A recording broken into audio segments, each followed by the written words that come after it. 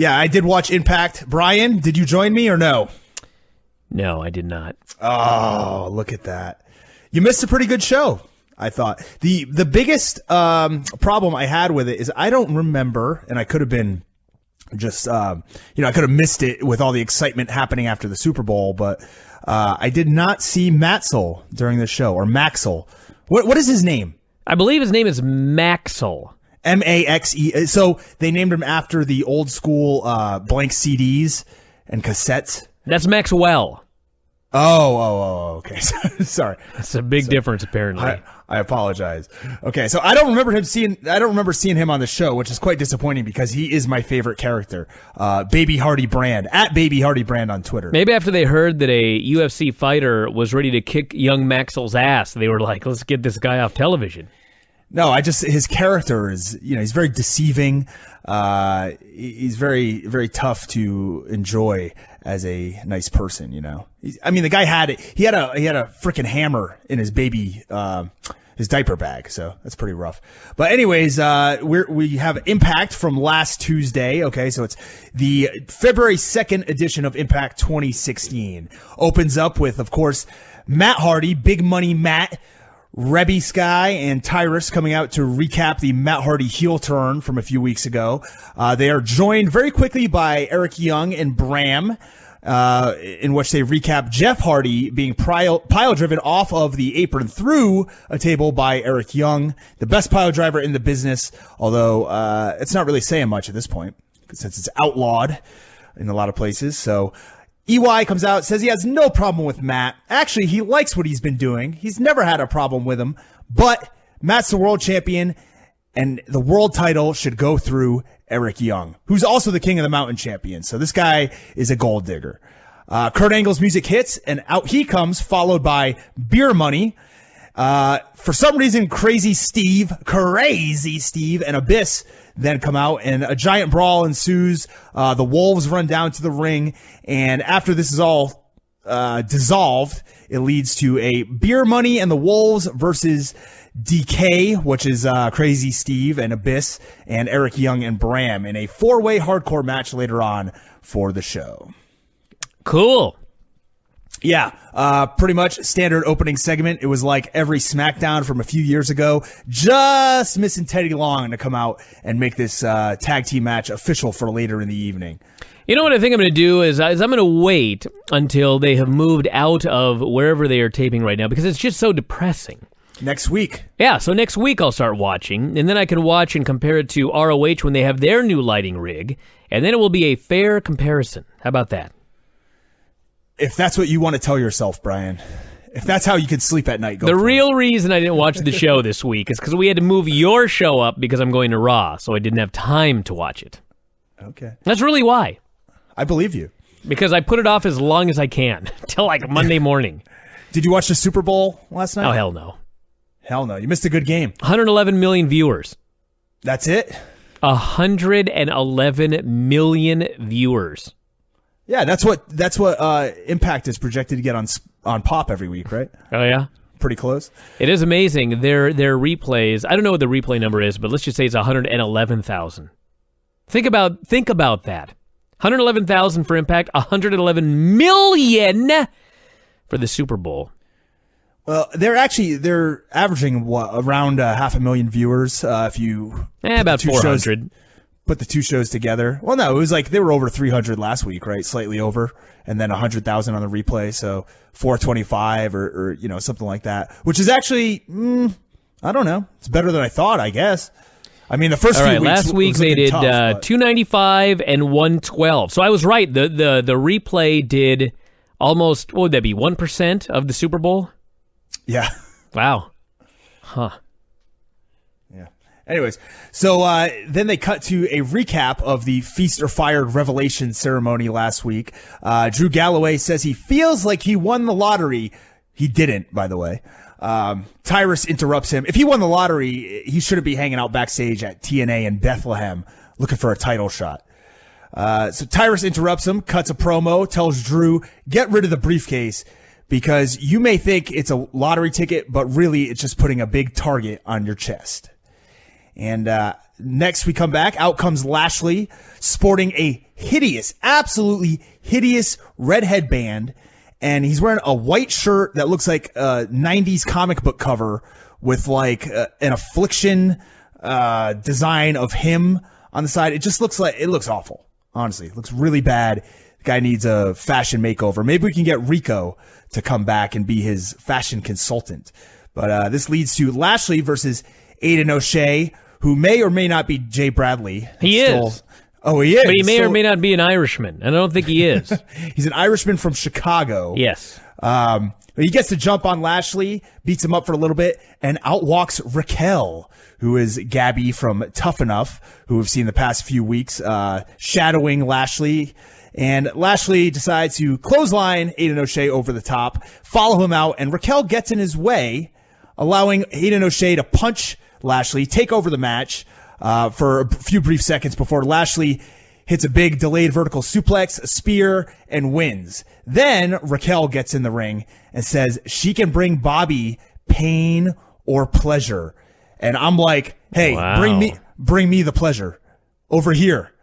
I thought you'd say bring me the pain. Yeah, sometimes Filthy that is. Tom, baby. Yeah, sometimes that is pleasurable, let me tell you. It does say that in this report here that she is beautiful and stunning. Is that correct? Can you confirm? Her ass was unbelievable. Yes, she is beautiful and stunning. Wow. Yeah, she looked good. She looked really hot.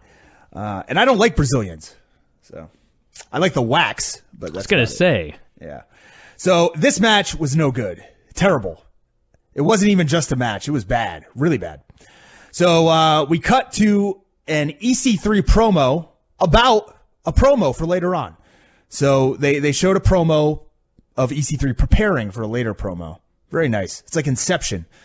We're followed by Maria coming out. She says she is here to talk women's wrestling. Women's wrestling does not need a miracle. What it needs is a leader to point it in the right direction. And by golly, Maria is going to be that leader. So that leads to Gail Kim coming out, which leads to them bickering like females. And then Gail challenging Maria to a match, to which Maria decides, nah, not really into it. I'm out of here. And she just bails.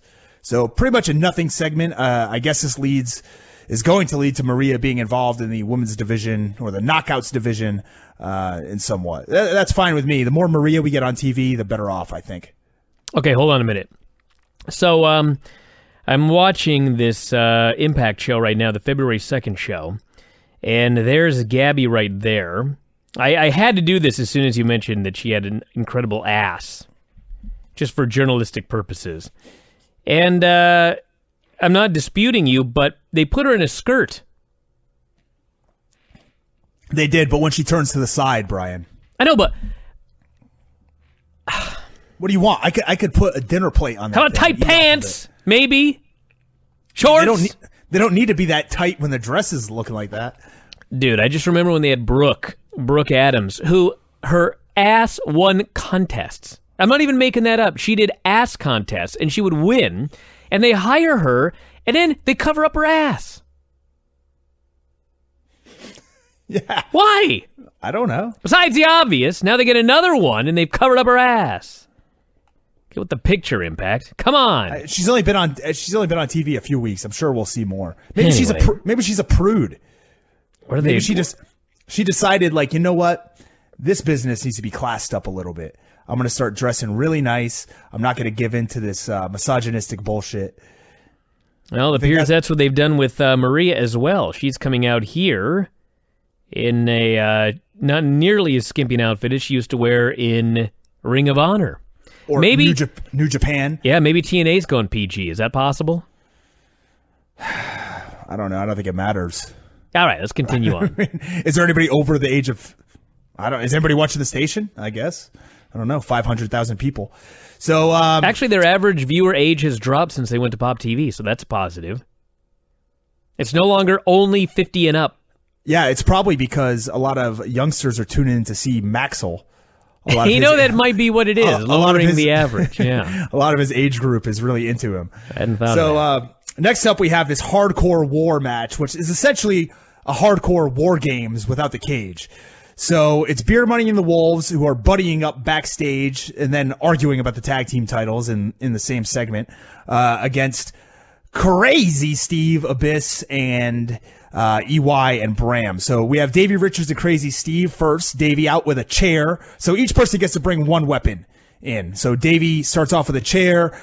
Crazy Steve comes out with a baseball bat with a chain attached to the top. And there was a good spot where Steve runs at Davey with a chair and gets nailed in gets nailed in the face essentially with the bat and the chain as he holds the chair up in front of his face. So made a loud noise. That was a decent spot. Bram next out with a turnbuckle. So I don't know how they even put the ring together or if they just have a bunch of random turnbuckles hanging out in the back.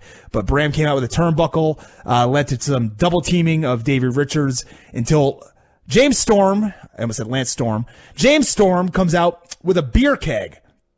And this was probably my favorite spot of the match. He set it up on Bram's crotch, had him sitting up against the stairs, and would run, hit him in hit the beer keg with the chair, so it nailed Bram in the balls, which I believe he was acting out Charlotte's wildest fantasies during this spot. So the crowd eggs him on, asks for it again, and he nails him with the chair again. So Eric Young is out next with a kendo stick, cleans house. Eddie Edwards out after we come back from commercial. Next is Abyss, and then Bobby Roode with a hockey stick, which is probably the best, I guess the best thing in this match. I mean, it was just a lot of brawling, leads to a four-way suplex spot with the faces coming out on top.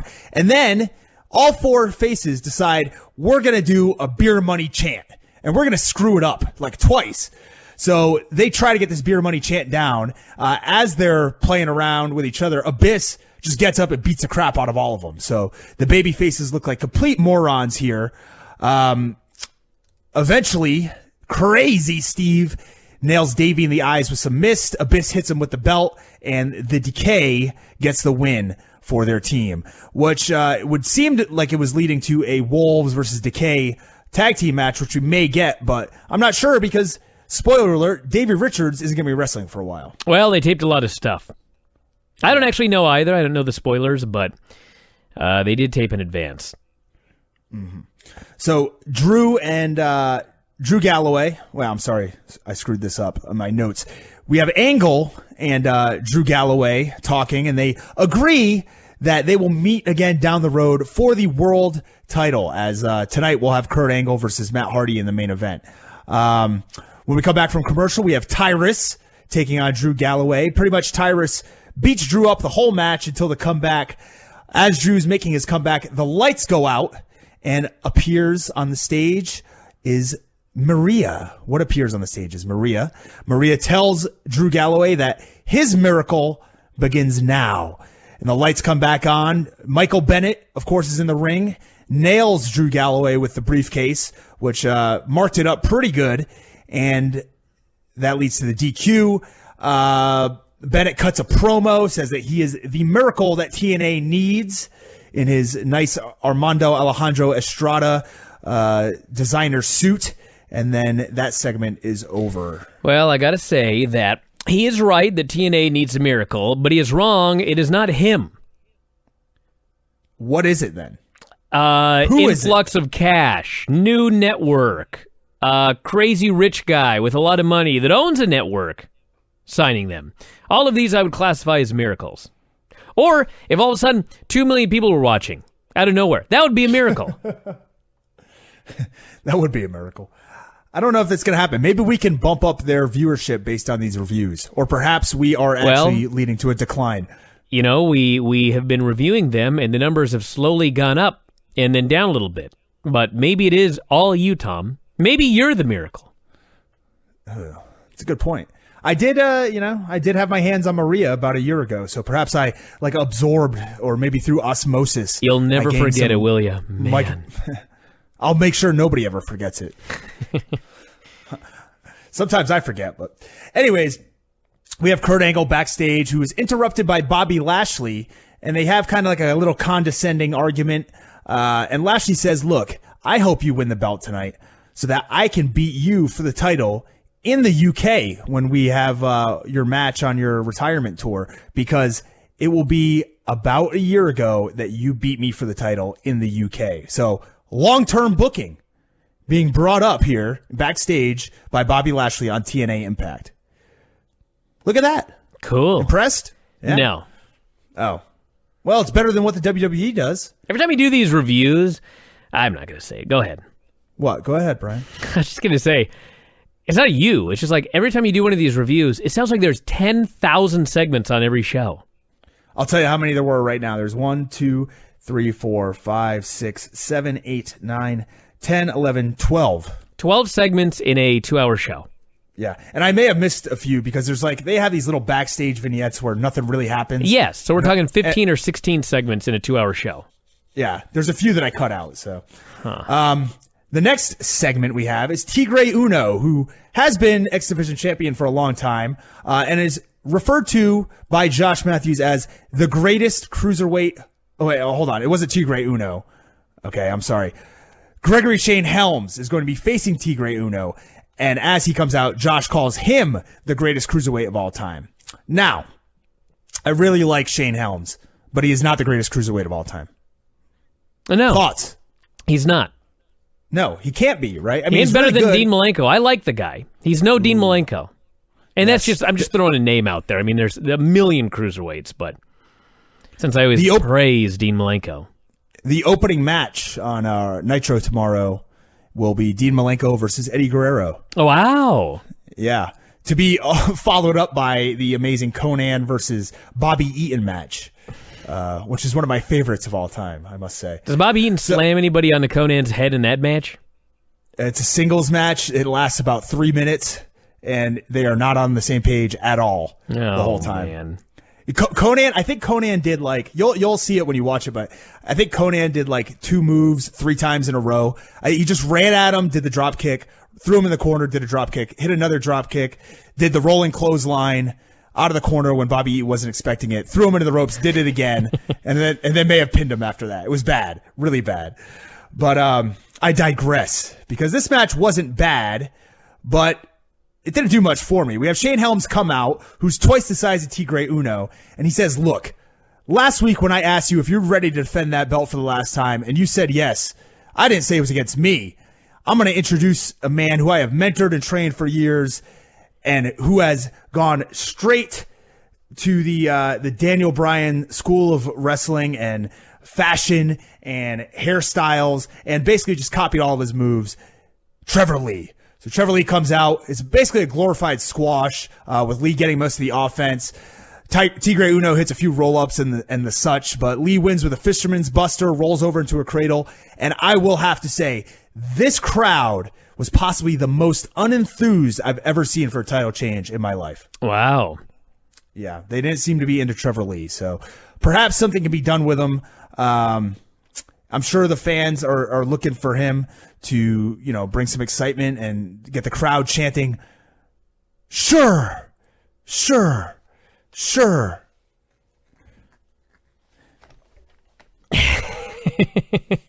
I am just going to stay quiet here.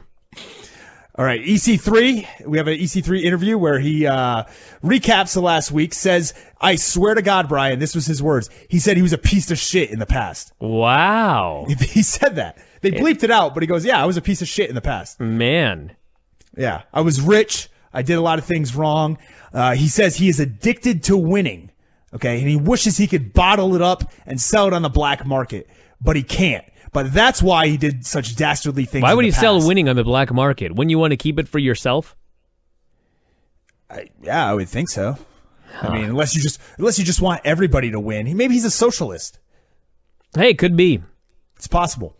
So yeah, EC3 cut a good promo. A few weeks ago we were talking about EC3, and I was saying how much I liked him, and you said you had people tell you look, WWE didn't miss the boat with this guy. Every time I watch him now, I try to think of it with that mindset, and I just can't. I think he's great. I think he's great too, but I'm just telling you. Hey, I don't know. So then we go to the main event finally, which is Kurt Angle versus Matt Hardy. This is a vintage Matt Hardy and Kurt Angle match. Basically, the whole match was built around their big spots. It was every match you've ever seen involving either one of these guys. They built a match around the ankle lock, the angle slam, which Angle hit multiple times and very early on in the match. Eventually, Angle hits 5 German suplexes in a row until Matt hits a low blow, gets a twist of fate for 2. Matt goes for another twist of fate. Angle hits a few more German suplexes. Eventually, this leads to Angle scaling the top rope and Tyrus and Reby interfering, getting the referee's attention. And Matt cuts Kurt Angle off on the top rope, hits a top rope twist of fate, gets the 3, and the show ends with the top heel stable in Impact celebrating in the ring. And then we get a commercial for next week. TNA heading out of Bethlehem and into the promised ground of the United Kingdom. The promised ground of the United Kingdom. Yeah, for TNA it is. I mean, it's a lot better than being in Bethlehem, I would imagine. Yeah, the bloom has been off the rose a little bit in the UK for TNA, though, so we'll see what it looks like next week. But it will be much better than Bethlehem, I will say that.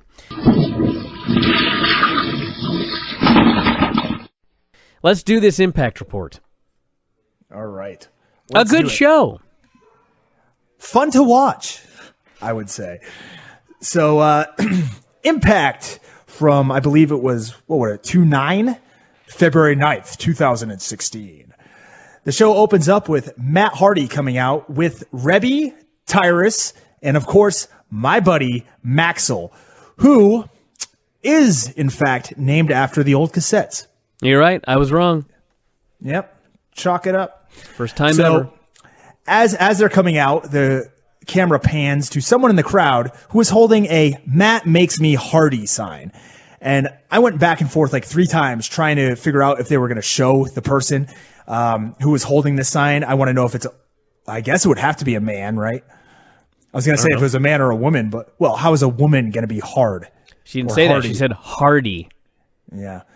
Maybe she was rotund. Perhaps. Or Hardy's. I don't know. So anyways, yeah, Matt Makes Me Hardy sign, which I thought was bizarre. And then the crowd starts a "You Sold Out" chant. And Matt's, hey, look, I didn't sell out. I was already rich, which I thought was good. Tyrus decided to make a joke about Winston Churchill and called him fat, which I thought was quite ironic. But I did think Tyrus was pretty good on the mic, not only here, but throughout the whole show. A lot of his promos were, directed towards EC3, calling EC3 a coward without him, which, is quite arguable. Based on the past. So Matt also said if you added up the net worth of everyone in the building, they would not be worth as much as him. And that Matt Hardy brand is bigger and more valuable than the TNA brand itself. The crowd began to chant for Jeff. Matt simply said, he's not showing up. And then the chant stopped immediately. So maybe the crowd was like, oh yeah, that's right. He can't even get a visa to come over here. So the promo ended basically with Matt telling the crowd and Dixie Carter that in order to keep him happy, she needs to come out here and fire EC3 later. And immediately we cut to backstage. Dixie Carter's showing up, arriving at the building. Let's go back to that EC3 segment so I can talk about it. I like Crazy Matt Hardy. I think it is. I think he does a great job with it. Crazy Rich Matt Hardy is a great character. Big Money Matt. Right? Yeah, Reby Sky is awesome. Maxwell, poor guy. He's just there wailing in front of all of these thousands of people in Wembley or wherever they're at. Crying at the top of his lungs, and poor Tyrus is trying to shake him or whatever. Not shake him, but you know what I mean? Bounce him. Yeah, you don't...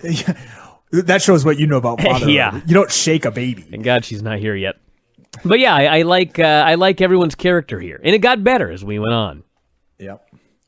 So anyways, Dixie Carter showed up. I thought she looked really good. I got a thing for chicks that look like Dixie Carter. So... then the next match was Lashley versus Bram. And before the match, there was a backstage segment with EY and Bram. And EY is saying that, Bram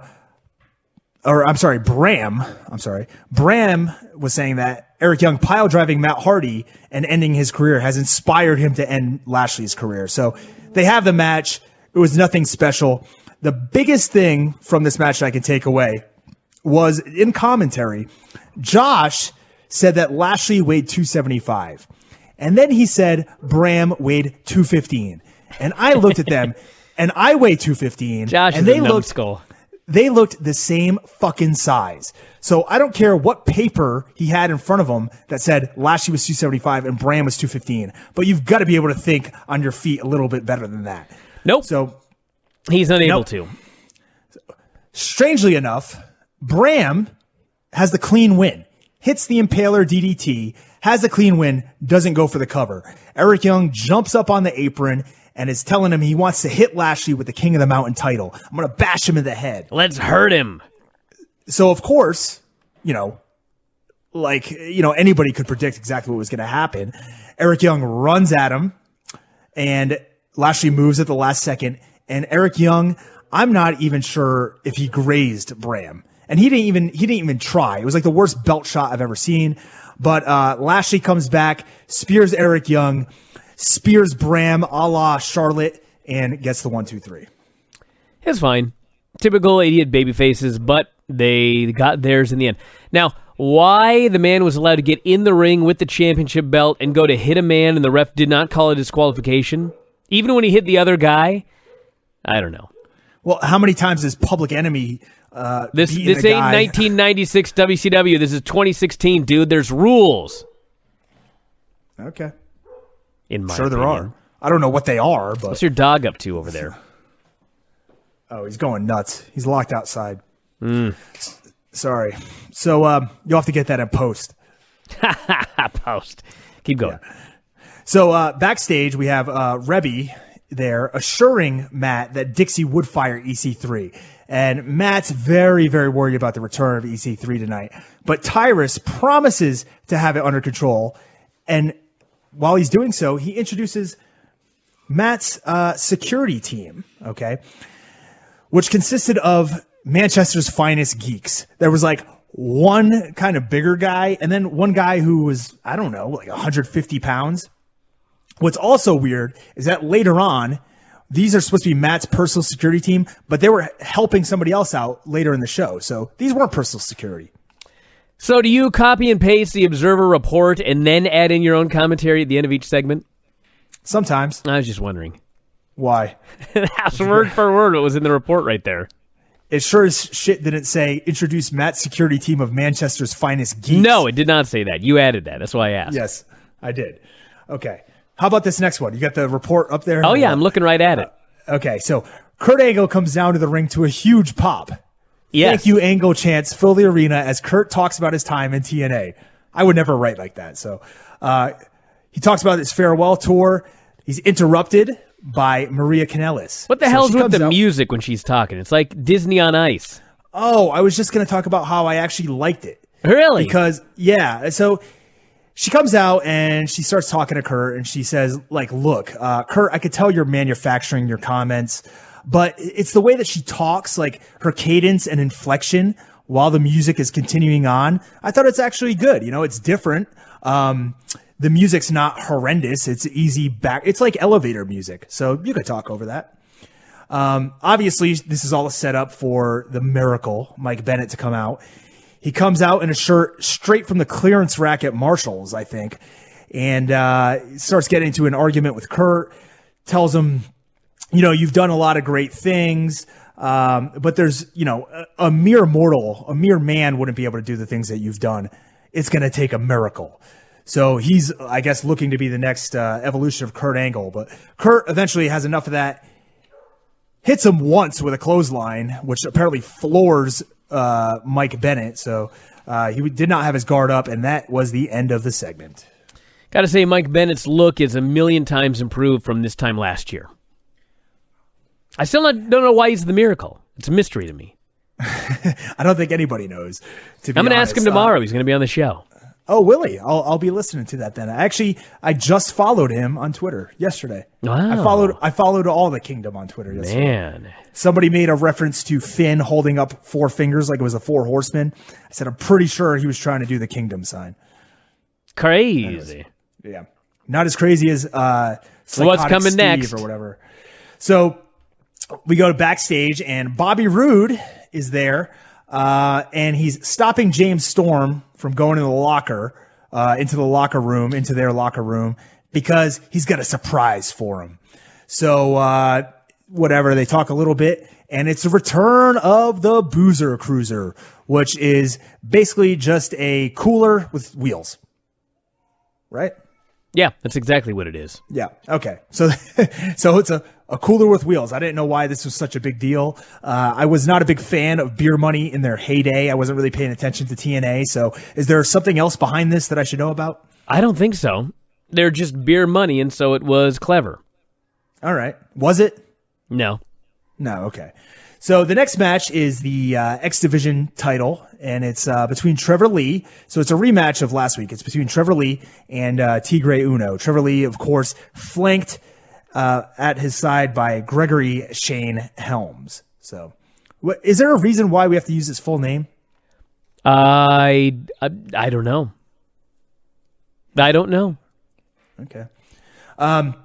So Tigre Uno at the beginning is running around, being real elusive, trying to use his speed to catch Trevor off guard. And Trevor just takes off out the ropes, takes a powder, gets back in and starts, kind of dominating the match, takes over, has him down to the ground. They talk about how Trevor Lee has he's got a strange style, really likes to use the ground and pound. And I don't remember seeing him ground and pound Tigre Uno at all. Do you? No, they were talking about it like he's the new breed of X Division star or something like that. And yeah, I'm still waiting. Not only can he fly, but he can also do mat work. And it's like, what? There's a bunch of people who are doing that. Isn't that everybody in the X Division except maybe Tigre Uno, I guess? Yeah. Or, Samoa Joe when he was there because he wasn't flying. But so Tigre makes a short comeback. So I think he hit a drop kick, which sent Trevor Lee outside. And Trevor Lee's idea of selling this dropkick was to run in place and reach out as far as he could, possibly swim like a fish and gasp for air for about 5 seconds. And then Tigre Uno slowly went outside, ran around, jumped off the steps, jumped up and hit a Hurricane Rana. That was probably the best spot of the match, I guess. Back in the ring, Shane Helms interferes, grabs Tigre Uno's leg, and this allows Trevor Lee to hit the Fisherman Buster to win the match, retain the title. So throughout commentary the whole time, they're talking about Trevor Lee's real unorthodox and strange. But, have they met any hipsters? I don't know. You think Josh strange. would have? Yeah, he kind of looks like a lot of other people that I see just walking around nowadays. He's got a big beard. He's got long hair, a little bit of a man bun. Oh, God, I'm describing myself. Pale guy, beard, and man bun. Oh, God. I called him a hipster, and then I started describing him, and I realize how far I've fallen. Okay. Next segment. Beer Money comes out, and they want to cash in the vaunted Feast or Fired tag team title shot that they have. They call out the Wolves, but instead we don't get the Wolves. We get Rosemary, who I have a soft spot for, I think. So Rosemary introduces the Decay, and Beer Money just says, I guess instead of going for the titles, we'll just fight these two guys. And they have a match. So let me talk about this. Yep. So this is the first time I've seen this whole act, the Decay. I was not a fan of Crazy Steve. I thought the clown with the balloons doing all of the bullshit sucked. But the Decay is great. I love the new Crazy Steve. Not sold on Rosemary's promo that she did before the match. I was not blown away by that one, but... Do you remember what she said? No, I have no idea. The delivery was bad, and it came off like somebody doing a high school play. But... I think that is her delivery supposed to be good? She's supposed to be bizarre. Yeah, but there's a way. I don't know. I couldn't take it. It just felt like somebody playing an act, which I don't get that as much when they're just doing the act. But when she talked, it exposed it as an act to me. Anyway, it doesn't matter. Point is, Crazy Steve is a billion times better doing this. I still like Abyss. He does good promos, and Rosemary's got a good look with this crew. So I give the whole threesome a thumbs up. That is not the term that I would have used to describe that team, but I like them too. I think they're a pretty good little heel act, and I think, Abyss is, man, he's kind of fat and old. I don't even know if he's old, but he's fat. He doesn't move too well. So I think putting him in a tag team here with Crazy Steve was the right move. So they have a back and forth match. Eventually they go to a double down, and Rude makes the hot tag to James Storm, who runs wild. And eventually Beer Money hit the DWI on Crazy Steve, but Abyss pulls out my boy Stifler. Brian, do you know I used to train with Stifler? I've heard. Okay. So he pulls out the referee Stifler for the disqualification, and then they get into a little brawl on the outside, which began with James Storm hitting the ropes, running over towards Bobby Roode, who was perched beside them, and backdropped Storm over the top onto Abyss on the outside. James Storm has looked like he's in a lot better shape recently than from what I remember. I think he went through a kind of a rough patch where he's possibly a little bit depressed. He was trying to kill Mickie James.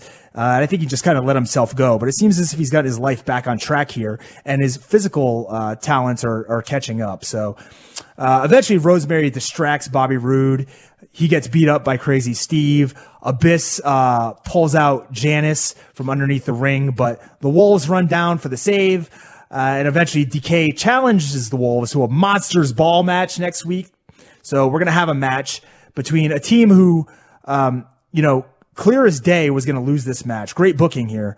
The Decay was going to lose for sure. They proved that they were the inferior team compared to Beer Money. But next week, we'll get a match between them and the Wolves. So the Wolves just kind of, I don't know, they didn't accept Beer Money's challenge. They didn't show up at the beginning to take it, and now they're going to have a match with Decay. It seems like they're running from them. Well, maybe they are. Well, Davey Richards ain't running anywhere for a while. Oh, don't give spoilers here. People get very upset about that. No, he likes to take his time. He's a general in the ring. So next we go backstage, and we have Reby Sky talking to Dixie Carter, and basically she's telling Dixie, look, Matt doesn't know I'm talking to you. I'm here. I just want what's best for my family, So. And, she was awesome. Oh, wait a minute, Brian. No, she was great. She's acting all, blah, blah, blah. And as soon as she's done, she walks away. She rolls her eyes dramatically. Reby Sky's great.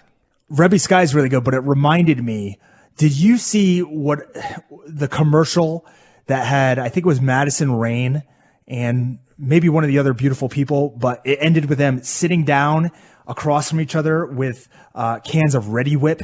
I did not see that one. This wasn't on your thing? Oh, my God. I don't know what the hell this was about. There's some sort of commercial, and I think you have to go online to actually enter like a contest or something. But I don't even know what the fuck's going on. Like, I don't know what they're arguing about. I don't know what's going on. They're in a warehouse, and then it ends with them sitting across from each other at a table. They both slam down cans of Ready Whip, ask if they're ready, and then it cuts away. Don't look at me, dude. I don't know. I don't know if it was a commercial for Ready Whip. I don't know what was going on. So, anyways, we come back and we have Grado running out through the crowd, yelling, "It's your soul!" Now, do you know what that's even a reference to? Hell no. I had to look this up because I've seen the shirt and I was really confused. Apparently, all he's saying is like, your soul is yourself. So it's his way of saying like, look who it is. I'm here. So that's what It's Your Soul is. So if anybody ever wondered, there you go. Little history lesson from Filthy Tom Lawler there. Where's Josh to explain this to everybody? I don't know. Jerk store? I don't know. Wow. That was a Seinfeld reference. Anyways. So here we go. Let me find my notes. So Josh points out that Grado is no longer working for TNA. Grado, obviously the hometown guy, crowd's going nuts for him, gets in the mic, starts saying that he was screwed by TNA in the Feast or Fire match. He has proof. And of course, out comes Eli Drake to take away that proof. But Grado is able to sneak away. Now, when Eli Drake came out here, he had Matt Hardy's personal security with him. So either they are working together behind the scenes or Tyrus was lying to us. Which one was it? Probably Tyrus lying to us. Okay. Glad we got to the bottom of that. So Grado takes off, and then we cut to the next segment. probably the 30th segment of the show, and that is Madison Rayne versus Jade, who's has the Dollhouse, Marty Bell, and Rebel or whatever her name is. So, I believe the report said this was a good match. Brian, I didn't watch this match. You didn't watch it? I don't know what I did. I mean, I saw the ending, but I didn't really watch it, so I don't have a lot of notes on it. It was okay. I don't know if I would say it was a good match. There was some stuff that... There were some strikes that were thrown that wouldn't have broken an egg. And I'm not one of those guys that wants to see people hitting each other really hard, but there is a way to hit somebody solidly in a safe place, and there were some strikes delivered to safe places that just did not look good at all. In which case, don't throw the strikes then. There's plenty of stuff that they can both do that will not expose the match. So, it was all right. Jade hit her with the package pile driver, got the win, and then they were all beating down Madison until Gail Kim ran out to make the save. Now that there's no more Awesome Kong, she'll be feuding with them. There's no one else at all, is there? Isn't this the entire Knockouts division now? We got Madison Rayne, Gail Kim, and the Dollhouse? Basically. Oh, no. Well, we did have Raquel, but, I don't know if she's getting back in the ring anytime soon. Yeah, the Raquel incident, yeah. That's a rough one. I saw the pictures, and she got roughed up. For those of you that don't know, it appears that she was working at an indie show, and apparently somebody took some liberties with her in the ring. Busted up her tooth, fractured her jaw, I believe. She looked like she was in pretty rough shape. So, not good. No. And she's hot, too, man. I've heard you say that. Yeah. Billy Corgan. Oh, my. This segment. I bring this up because Billy Corgan is there with Grado, whatever his name is. And they're acting. And I was really impressed with Grado. That explains it. I was wondering who Billy Corgan was. I thought Billy Corgan was supposed to be Fester. No, it makes sense. Wow. He was acting. Yeah, but my point of all of this is, in the segment he had in the ring and the segment he had backstage, Grado's a pretty good actor, which I think is why he's such a cult hero, because he can make people believe that he is very sincere in everything that he does. And that's the key, sincerity. That's why everybody loved Daniel Bryan. But Daniel Bryan is legitimately sincere. And I'm not saying that Grado isn't. My whole point is, if you can learn to project an air of sincerity, you will be a gigantic babyface. And that's what I got out of this guy. He's very good in his role. That's how I've made it this long in mixed martial arts. Sincerity. Very sincere. You are, Tom. I'll give you that. Yeah, that's why the fans like me. That's why you're my spiritual younger brother. Oh, God. I guess, yeah. It's true. I wouldn't be. Just because you're bigger doesn't mean you're older.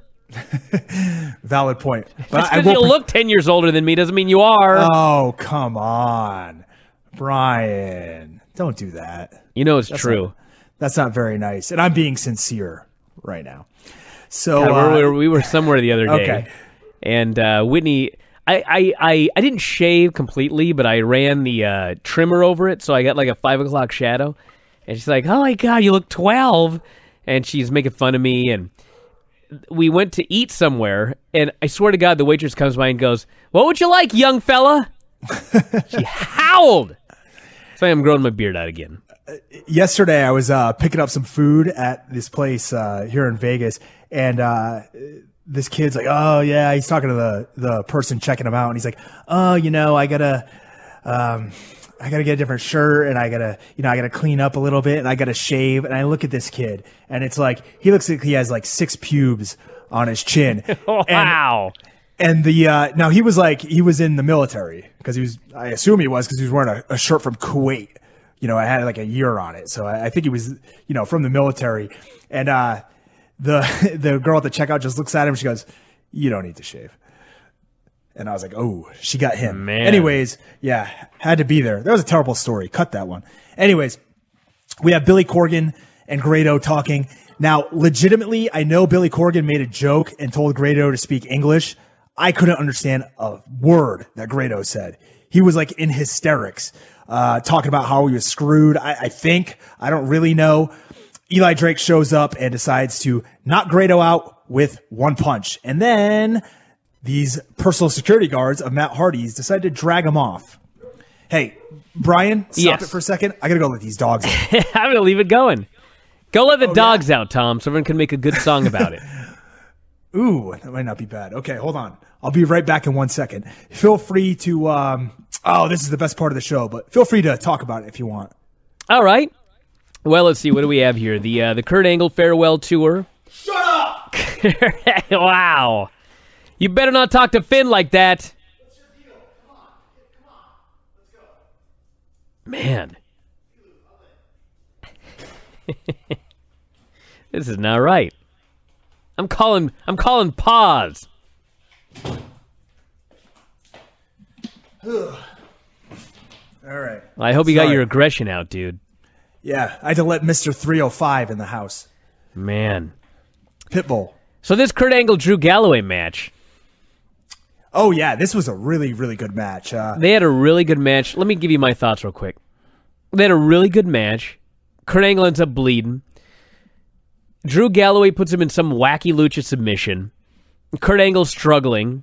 I'm waiting for him to get to the ropes. He's struggling. Then he taps. Kurt Angle submitted to another man. And honest to God, I actually got really sad. Because I was thinking, if this would have been at WrestleMania or something like that, this would have been an all-time classic moment, most likely. But because it happened, and this is not even disrespect to TNA, it's just a fact. Because it happened on TNA, on Pop TV in 2016, in front of 200,000 viewers, it meant nothing. It was so sad. This was awesome. And nobody saw it. And no one's talking about it. And no one will. It's too bad. We will. We are right now, but that's it. We'll talk about it, damn it. So, this was a good match. It was really, really good.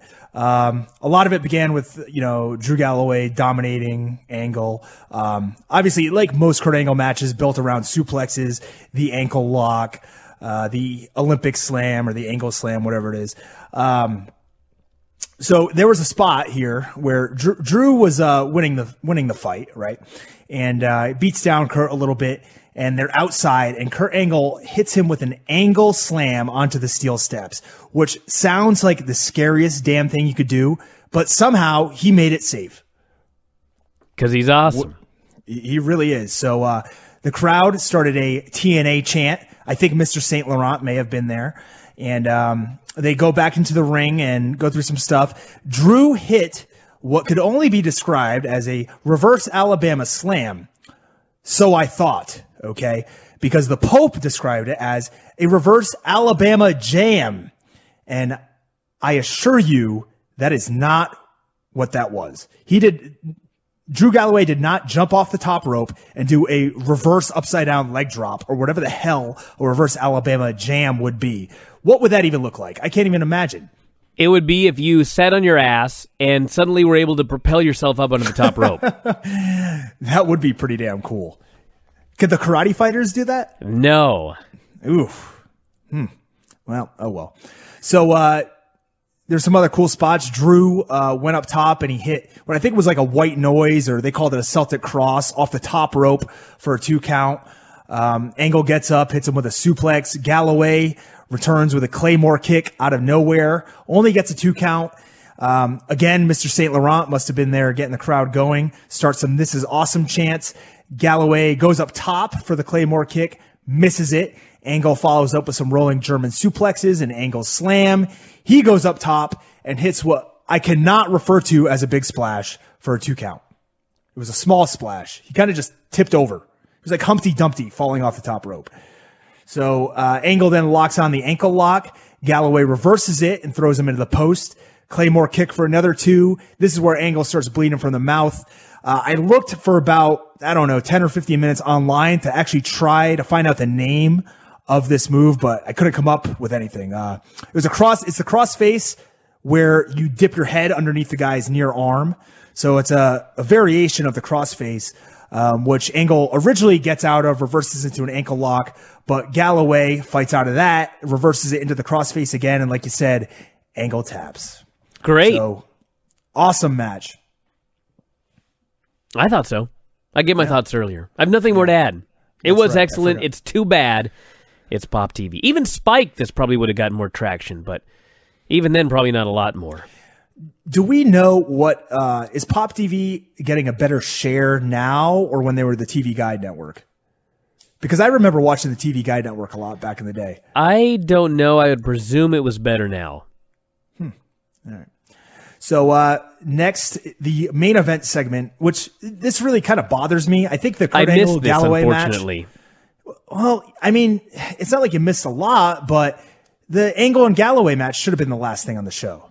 Easily. There's no reason to end up with a, in-ring angle. Well, you know what? I hate to say this, and maybe I'm wrong, but it doesn't matter if I'm wrong because this is the way that it comes across to me as a fan. They did this because this is what WWE does. They end with some sort of angle or talking segment. They open with a talking segment, they end with a talking segment. Now, if you've been watching Raw every week, and you know what's funny is I'll bet that most of the people that are in charge of Impact are not watching Raw every week.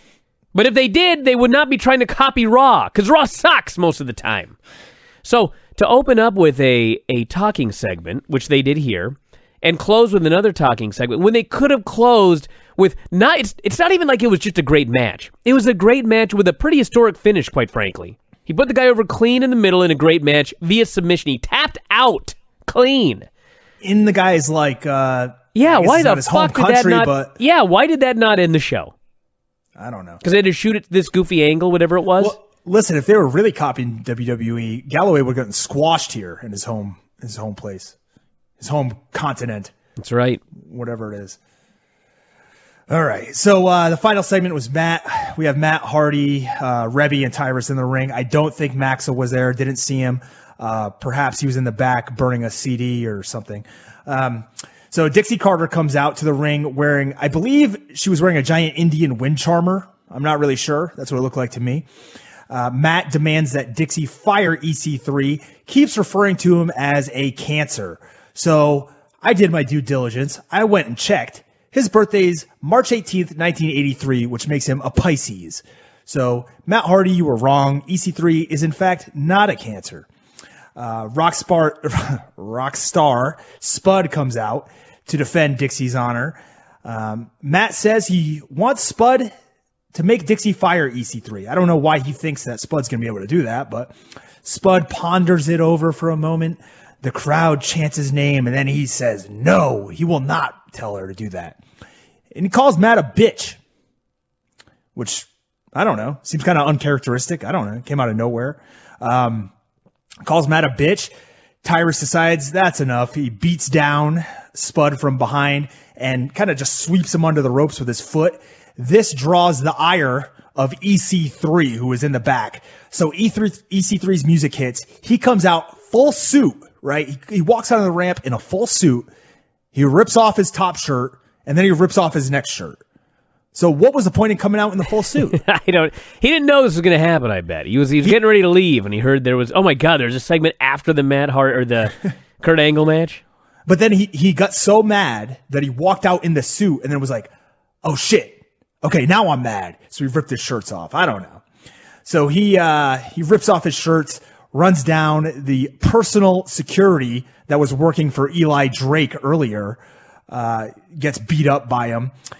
He and Tyrus scuffle a little bit, and then Tyrus charges him and posts himself, which allows EC3 to kind of do a little dance on the outside because, that's what you're going to do. If your arch enemy is in the ring awaiting your arrival, you're going to pump yourself up on the outside, dance around a little bit, and then charge him. Give him just enough time to bail out of the ring and see it coming. So that's what Big Money Matt Hardy did. He bailed out of the ring with Reby, and it just led to EC3 walking to the back, holding his hands up as the show goes off the air.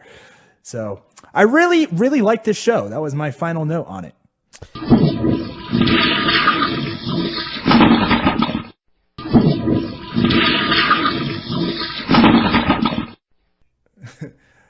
Impact on Pop TV, all right? Let's talk about Impact. So, it starts off with EC3, and I thought it was some woman that I slept with, but it was Dixie Carter backstage. Dixie promises EC3 will get a title shot next week in a lockdown match in the cage. So we're heading towards 2 hours of cage matches, which not my forte, but whatever. EC3 says he's got some business to handle right now, and he heads to the ring. So you have any thoughts on that? No, not really. So. I'll jump in when I got thoughts, because I got some thoughts on this show. All right. So EC3 comes out to an EC3 chant, which I believe for the first time ever, they piped out the chant. Why would they do that? He's a babyface. I have no clue. The chant starts really loud, and then it's gone immediately. Like, they just cut it out. So he says next week, Matt Hardy is going to get it. But right now, his fist needs to be punching, and he calls out Tyrus. He says Tyrus is maybe backstage, or Tyrus is backstage, and maybe he's babysitting, or maybe he's breastfeeding young Maxwell. So I thought that was a good line. So man, Tyrus comes out. Now I can't use it on Vinny. Tyrus comes out, and EC3 drops another one. He tells him to bring his sloppy tits down to the ring. That's what he said. I heard it. Bring your sloppy tits down to the ring. That's not a good way to make friends. Well, they're not friends. They're bitter enemies. So Tyrus says that EC3 needs some help, and he's scared to be alone, which, I mean, these are all true things, right? I mean, EC3 always needed help in the past. Tyrus was the guy to do it. Spud was another guy that helped him out. So, I mean, this all makes perfect sense. Whoever's writing this has it right. So EC3, much like every babyface should, nails Tyrus with the mic, and they begin to brawl around the ring until Matt Hardy attacks him from behind. Matt Hardy is wearing all gold tights, which coincidentally I recommended to Mike Bennett on Twitter. So eventually they beat up EC3 a little bit. They get him in the ring. Matt Hardy grabs a chair, and eventually EC3 gets out of Tyrus's clutches, clears the ring with that chair, and that's almost the end of the segment. Matt Hardy scampers up the ring, tells EC3 to get a partner for later tonight, and the crowd begins to chant for Spud, which made me really want some French fries. Have you ever eaten at Spud's? Nope, never heard of it. If you ever come up here, do you like fish and chips? Yep, like All them right. both. If you ever come up to Seattle again, you can stay here in Lance's room, coincidentally, and I will take you to Spud's in Seattle, the best fish and chips on the earth. You know, I'm from the East Coast. No, actually, doesn't matter. Listen, hey, Wait, actually, we don't have an ocean on this fucking side of the country? Listen, where I'm from, or very close to where I'm from, used to be the whaling capital, I believe. Don't of tell the Weedy world. that. No. Oh, actually, I forgot. There's a big billboard on the Las Vegas Strip right now that says no whaling. So I'll make sure to snap it. Yeah, I'll make it sure to snap a picture. Please do. Why would that be on the fucking Las Vegas Strip in the middle of the desert? What does that even mean? No whaling. And then there's a Japanese flag also on the billboard. So it's very, very bizarre. Really? Oh, wow. Okay, well, that makes a little more. I wanted to say one thing about this segment, and that is maybe it was in reference to Ryoto Hama. It could be. You Matt know Hardy. who that is. Yeah, I do. It's Ryoto Hama. Who doesn't? Matt Hardy's a great heel. He is really good, yeah. What makes it even better is his new scumbag stockbroker haircut. It is very good. He's a middle-aged, broken down, rich guy who got the championship, and he's out of his mind. Yeah. With his crazy wife and baby and fat friend. I was trying to figure it out. When he moves around, does he have Thank God my wife isn't crazy. Did you just have a realization like I did when reading that Kane article? Hey, listen. I could be compared to a lot worse people than heel Matt Hardy. I'd rather be compared to him than Ziggler. I hope you move around better than him, because what's the deal? Whenever he stands up, what's the deal? He's got one leg straight? There's some gimmick with his hips and legs. I forget what it is, but he's had it for, I think his whole life. You could see him moving in a weird way back when he was doing the jobber matches on Raw. Hip dysplasia. It's what it would be like what many Chihuahuas have, I believe.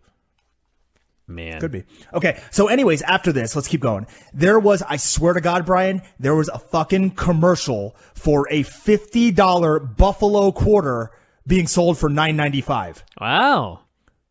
What? Well, it's not worth $50 no more. But it's a collector's quarter. It was never worth $50 because it's a quarter. It's worth 25 cents. But yet you can buy it for $9.95, but it's really worth $50. What the hell do you expect? What do you expect on Pop TV, dude? I don't know. I'm going to go watch watch the damn program. I'm going to go watch the Rick Tamaska U.S. coin show and figure out what the deal with this is. So when we come back from commercial, we have Eric Young and Bram in the ring. Eric Young tells us we're looking at God. And I thought, well, that fucking solves it. Thousands of years we've been looking for this guy. We've been looking for proof. This is the proof that we've been looking for. Eric Young is in the ring, and he is God. Thanks, TNA. So Beer Money comes out so that James Storm can challenge for the King of the Mountain title. We get a match. Storm starts off pretty hot, but Bram grabs his leg right in front of Earl Hebner to set up Eric Young cutting him off. Storm hits a code breaker that the Pope calls a lung blower. So a code breaker's to the face. Your lung, last time I checked, is in the middle of your chest.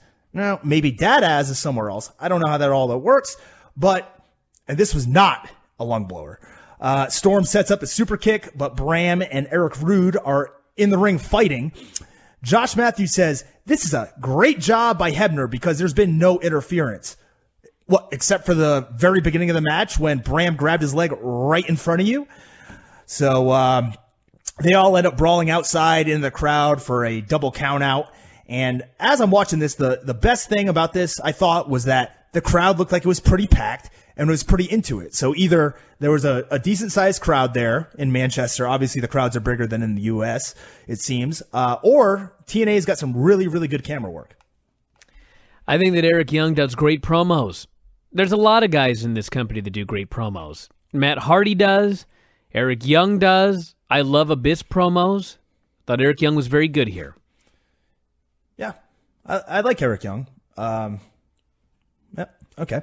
So backstage, Drew Galloway approaches EC3, offers to be his tag partner tonight because they have common goals, which you would think really makes sense, but when you're both trying to win the same title, that's really not a common goal. It's a common goal, but you have opposing. Goal. Yeah, but you're opposing forces. That's true. It doesn't make sense to me. So at least EC3 said no to him, which makes sense. He says he's going to go it alone tonight. So we then go to another backstage segment with Beer Money, Eric Young, and Bram, who are still brawling backstage. Can I say something about that EC3 thing? Okay. Thank you. So here's what I think is kind of weird. I understand that a babyface should be willing to fight against the odds. That's cool. But for some reason, when EC3, when all of these people were coming up to him and offering to be his partner, and he was telling them, no, I want to go it alone, as a viewer, I thought, well, then you're an idiot. You're a fucking moron then. Because all of these guys are willing to help you, but you don't want the help. There's a difference between a fighting babyface and a dumb babyface. If you are in a war, let's say that there's an 8-man tag, okay, a Survivor Series match, or whatever, and you've got three partners. How about we say it's a 10-man captain's tag with teams headed by Joey Ryan and Jeff Jarrett? Sure, and Lance Storm is there. Yep. So, whatever the case may be, let's just say there's any war, any sort of fight. You're with your friends at a bar. Who cares? When your friends get taken out one by one, and all of a sudden you realize it's you against 5 guys, and you fucking fire up like Eddie Guerrero, and you're like, come on, motherfuckers, let's do this. That is a fighting babyface who is willing to overcome the odds. When you are given the offer of a 2-on-2 battle, and you turn down a partner repeatedly, this is just being an idiot. So I wanted to throw that out there. I understand what they were trying to do, but it didn't work for me. But if you're EC3, why would you trust any of these guys? You've been fighting with them your entire career here in TNA. Does he really want to trust Drew Galloway to have his back? Or does he want to trust, later on Spud offers his help? First of all, I don't want Spud being my partner anyways. Or you think, that'd be like me picking Wang to be my partner in a fight, hey, you know what? Sometimes when the chips are down, you need Wang. Yep. Okay. So as they're brawling back, can we move on? Hey, I was waiting. So, oh yeah, were you? So as they're still brawling downstairs or backstage, wherever it is, Josh, I remember he referred to it as the bowels. of the arena. They do that all the time. Which I didn't think it was that shitty, but whatever. So then we go to another little interview segment, not too long. Maria comes out saying that she believes in miracles, and this is her place of worship, much like she does every week. Mike Bennett comes out, of course, and Josh references him, saying he is, in fact, the pro wrestling Jesus. So this led me to wonder, is he the son of Eric Young? He would be. In storyline, he would be, right? Yeah. Eric Young has sent Mike Bennett here to suffer. Yes, for all of our sins. Makes perfect. So he had a match with Mandrews? Well, what's even better is that Bennett just says he picked somebody. I picked a guy from England. It's Mandrews. So he just gets to pick his opponents? I want that job. Think about it. Think about the guys I could fight in the UFC if I could just pick my opponents. Man. You know who I'd fight? Paige. Mike Jackson. Oh. I was say Paige Manzant. You know, I feel bad for the kid. It's not his fault. Why are you mad at him? So I just said he's I'm not. He's just a friendly fella. He's just a youngster. He is. Yeah. I'm mad at whoever signed the money over to him, not him. So anyways, Mandrews, skateboards his way down to the ring. Gets a little glimpse of offense before Bennett gives him a spine buster and takes over. Later on, he gets a short comeback and goes up top before Bennett crotches him, hits a top rope cutter, a ripcord right hand, and why is it named the Miracle in Progress? Bennett hits his finisher, the Miracle in Progress, the fireman's carry into a sit-out slam, gets a 3 count. Goes for another, but Drew Galloway hits the ring for the save, and that is the end of the segment. Can you think of a worse name for the finisher? He should call it the Mariacle. That is actually better. Oh, thank you. Listen, Mandrews is a great wrestler, but that name's got to go, and he's got to put on some weight. How old is this Mandrews guy? I don't know. Does he really need to be rolling down to the ring like he's Bart Simpson? It sets the guy apart. And did you see the spot where he went down on the thing and then jumped off into a Hurricane Rana or whatever it was? Yeah. That actually he's only 24? Yeah, he's only 24. So he's barely a man. He's barely a Mandrews. So then we cut to Decay, who are in the back with the tag team titles behind what appeared to be a white fly swatter. And then some random guy in all white appears, and then we see it's, in fact, some sort of cage. And this guy says he's there to save Rosemary, tells, Crazy Steve and Abyss, has nothing to do with them, blows a kiss at her, and then just takes off. No one has any clue what's going on. Do you know who that guy was? He was British. Fuck if I know. Maybe Ed hired him to save the girl. From Ed himself? I love that they were in a cage, and then later they were just out. So they put themselves in a cage when they're backstage. Do you remember? Man, you're not going to remember this. Did you ever play Mario Paint? Fuck no. there's Mario Paint? I guarantee you there's going to be listeners who are mad at you for not Dude, I was Mario working Paint. indies when you were fucking playing Mario Paint. You were. I know. Because you're old. So yeah. There was a big fly swatter. Fuck no, I haven't played Mario Paint. There was a big fly swatter that would come down, and I don't even remember what the hell was going on in the game, but there was a thing with a fly swatter. That's all that this segment reminded me of. Somebody's going to get the reference, so back off. Okay, so we come back from commercial, and Drew Galloway and Mandrews were being interviewed when Mike Bennett attacks them from behind, leaves them both beaten and laying on the ground. We then get a promo for my boy, Odarg the Great, new superstar coming into TNA. Still backstage. You know how long it took me to figure out who Odarg was? And not even from watching the show, but just from reading the lineup. I was like, what the fuck is an Odarg the Great? And then suddenly, as I was looking at it, it dawned on me. If I had just read it, I would have thought it was Braun Strowman. Right? He sounds like he could be Odarg. Odarg.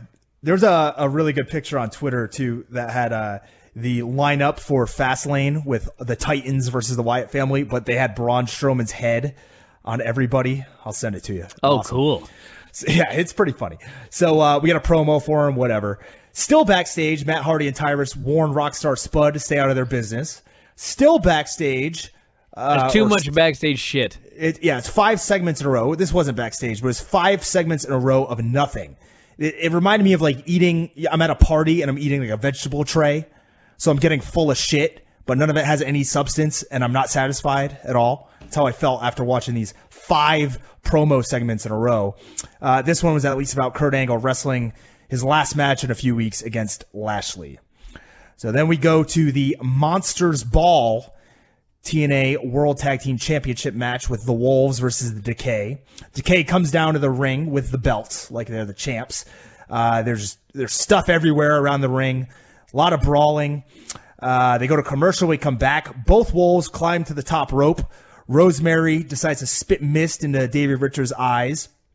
Abyss then throws a chair at Eddie Edwards' face, which hits him, and Eddie Edwards flies forward at a 45-degree angle through a table, which I thought was a bizarre way to fall off the ropes, but hey, it worked out for the spot. So Davey this whole time keeps doing spots while he's blind. So he's supposed to be blind, but he'll come in and hit like a big suplex, and he'll hit a kick or something with pinpoint accuracy. He has the force.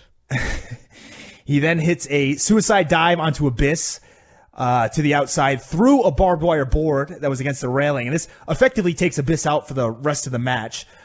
Crazy Steve has Eddie Edwards down in the ring, and this I thought was pretty creative, but holy shit, I don't want to be involved in something like this. Crazy Steve puts Eddie Edwards' head on the chair, like the chair's propped up, puts his head in between the seat and the backrest, and he's going to hit him with another chair, but Rosemary gets in the ring with a bag and pours thumbtacks all over his head, right? Usually they just pour it on the ring or on a guy's back or something. I mean, she was pouring thumbtacks on his head. He had his mouth open. These could have gone in his eyes. It's a crazy enough spot for me, just pouring them on there. So luckily, Eddie fights out, and Crazy Steve, who the Pope always refers to as Psychotic Steve, and during this match, he made a good point. He said, I call him Psychotic Steve because he's psychotic and he's out of his mind. Well, how is that different than crazy, Pope?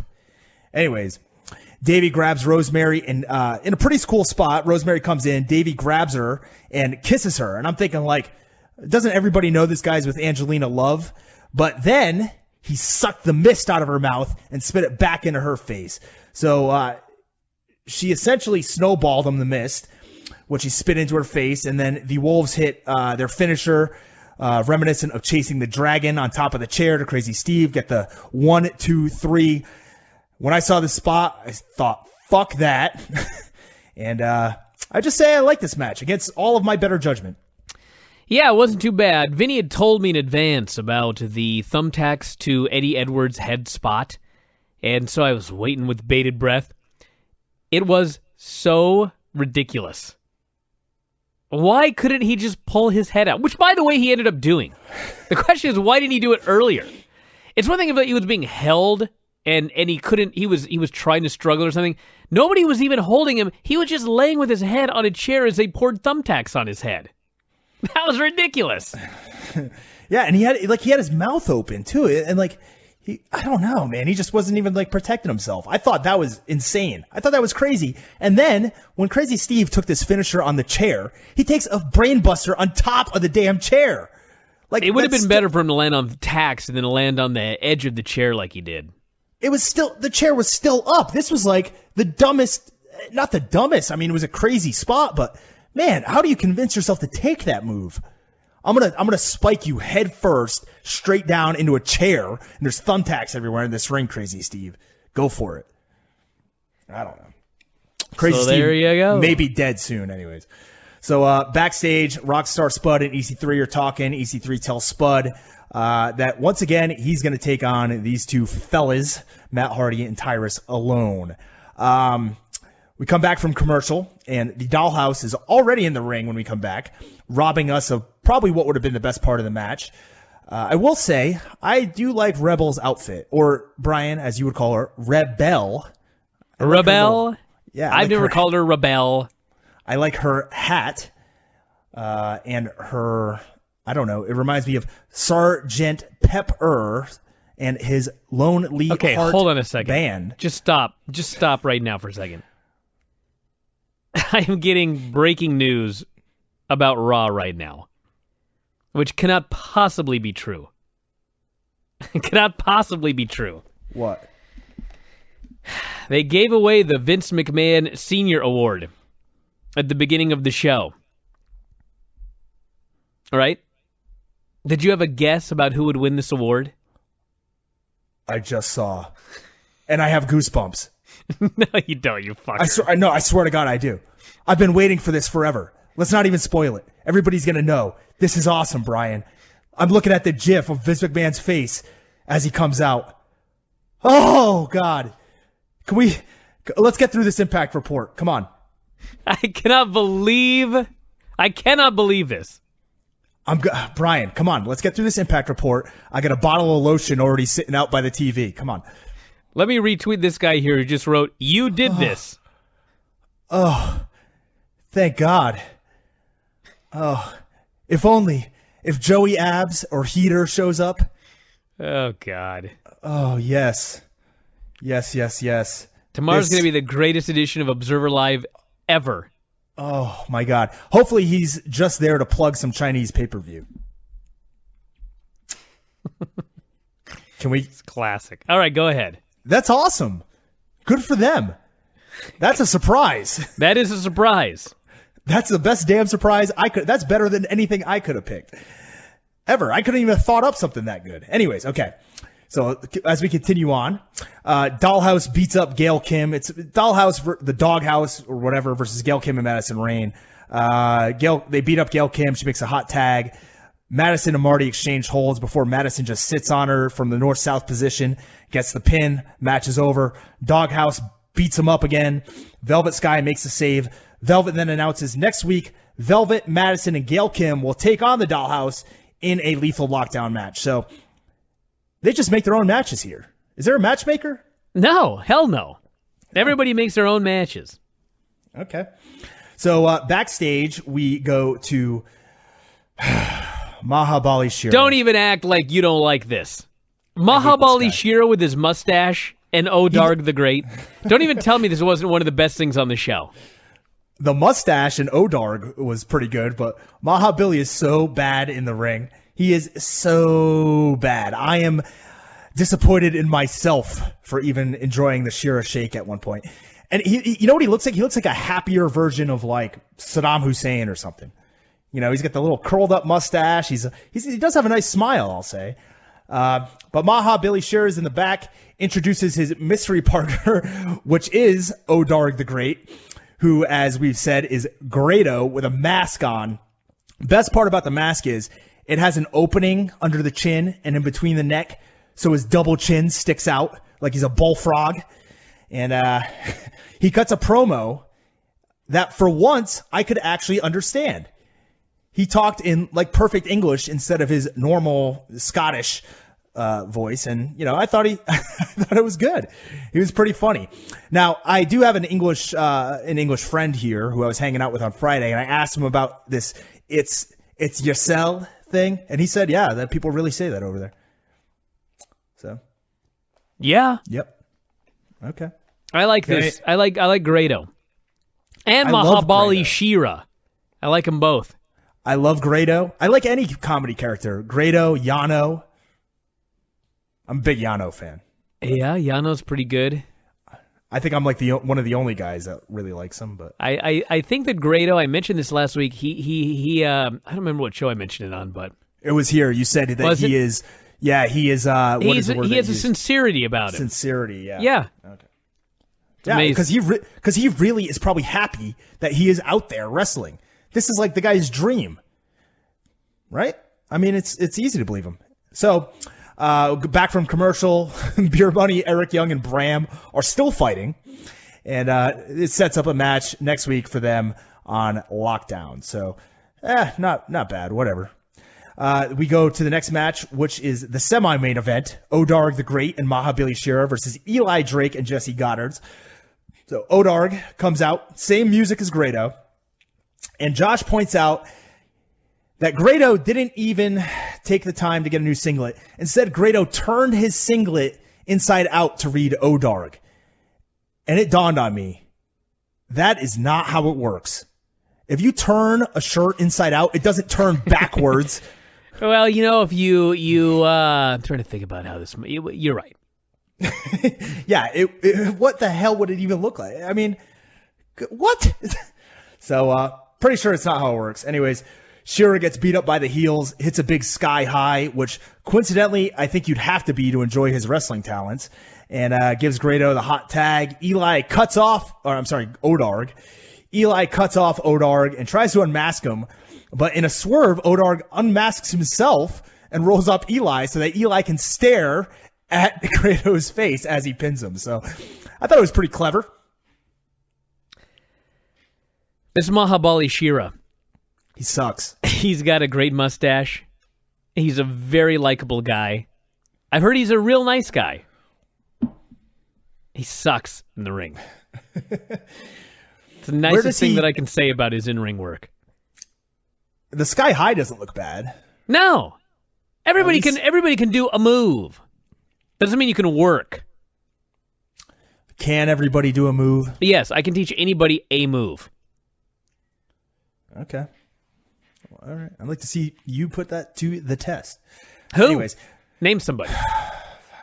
Teach my damn cats a move. Okay. How about Marty Bell? You don't like Marty Bell? Who was it that there was never mind. Just take any of the girls from that women's knockout match a few weeks ago. That was pretty bad. I never watched the legendary Battle Royal, but you owe it to yourself too. So, okay, we go to the main event of the evening, which is Matt Hardy and Tyrus versus Ethan Carter III. So, EC3 comes out all by his lonesome, starts match versus Tyrus. They cut to commercial pretty quickly. We come back, and of course, Tyrus and Matt Hardy are dominating because whoever's writing this show actually has a brain now. Hardy, although at one point, Matt Hardy's like 10 feet away from EC3, and Josh is trying to convince us that he's going for the twist of fate, which I'm pretty sure you have to be actually touching the guy to do. So I don't know what he meant by that. While this is going on, Rockstar Spud's music hits, and he comes out to be EC3's partner, despite EC3's previous, declaration that he will go it alone and to tell Spud to leave him be. They continue to beat up EC3, but he makes the hot tag to Spud, who comes in, beats up Matt Hardy in the corner, very reminiscent of Derek Brunson versus Ron Carnero last night, where he threw about a million strikes. Decides to rip off his bow tie, of course, which allows the heels to cut him off. Spud eventually dodges Tyrus, who is charging him in the corner, hits the underdog on Tyrus, and then gets the hot tag. So Pope says EC3, as he comes in, is well rested. That's not true. EC3 was on the apron for like 2 minutes, and he was beat up by two guys for like 5 minutes before that. So I don't know how that constitutes being well rested, but whatever. So EC3 comes in, clears the ring. He dives off the top rope, and somehow Tyrus, who's 800 pounds, and Matt Hardy, who's been in the business forever, fail to touch him at all. Dude. Like, he dove directly between them straight to the floor, and I'm like, holy shit. If there was one thing that I wanted to mention on this show about Impact, that was it. EC3, when he climbs up to the top rope, the announcers are talking about this man never goes up to the top rope. And you look at him, and he is so carefully, gingerly climbing up there. And I know what's going through... Well, I guess I'll ask him tomorrow because he's on the show, but here's what I think was going through his mind. Tell him I'm a big fan, by the way. I don't want to fucking do this, but you know what? I got two guys out there. There's no way that they won't catch me. And he fucking jumps and runs through them like a knife through hot butter. They did not break him what? They did not break 1 inch of his fall. And he fucking splatted so goddamn hard on the ground. I couldn't believe he didn't just jump up and beat the shit out of both guys. I could not even believe it. It was like if you're playing Red Rover and you're trying to play a trick and you just let your hands go. Like, they were together Tyrus and Matt Hardy are standing next to each other. EC3 dives off the top, and they're both just like, fuck that, I ain't catching him. And he went face first. This was like the worst spot in the match. This was maybe more dangerous than getting thumbtacks poured on your head. Oh, for sure.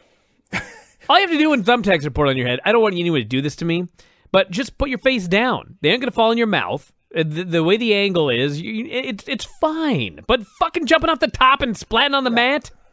Go jump off your second story if you have one and see how that works out for you.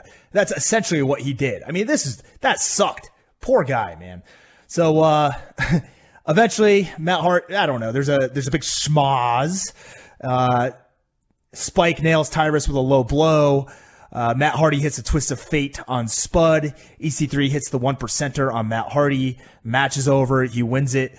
Crowd's really into EC3.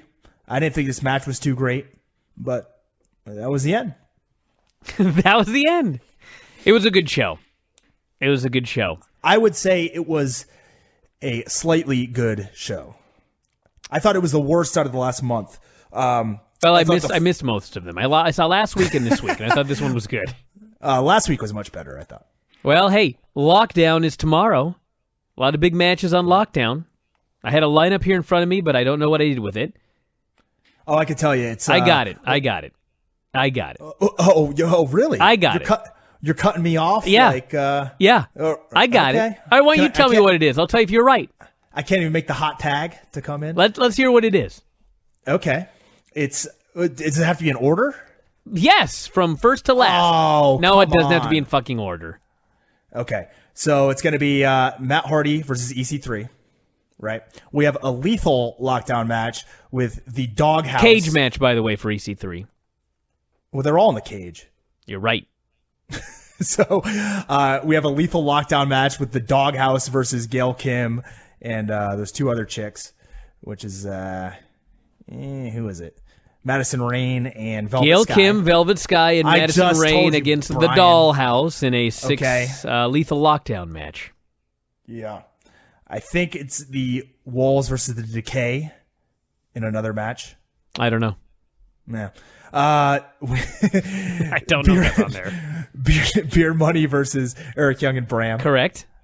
And Grado versus Eli Drake. Sure.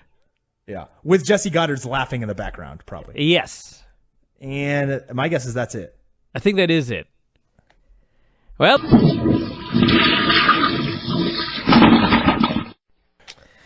Alrighty. Let's talk about TNA here. I unfortunately did not watch this show, Tom. It wasn't that unfortunate. This is a 2-week skid I think they've hit. The problem with this the show is you didn't like Lockdown? Oh, fuck, I don't think I ever have. Wow. You know? I'd rather watch 3 or 2 hours of someone just in the jiu-jitsu lockdown, I think. Appeals more to me. No. Trust me. No. Okay, maybe not. I'll go watch 10th Planet videos for 2 hours. That probably would be more enjoyable. I don't know. So I'll get started on this iMPACT show from last Tuesday. As you already said, it was the lockdown show. So it opens up with Beer Money versus Bram and Eric Young. They start brawling immediately before they even hit the cage.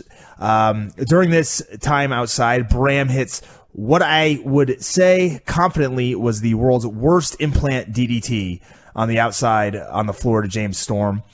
The story of the match becomes then that they're trying to keep James Storm out, so when he starts climbing the cage to get in, to stop the double teaming, they'll cut him off. So Storm eventually does get in and jumps off the top rope with a flying code breaker, or as a Pope would call it, a lung blower.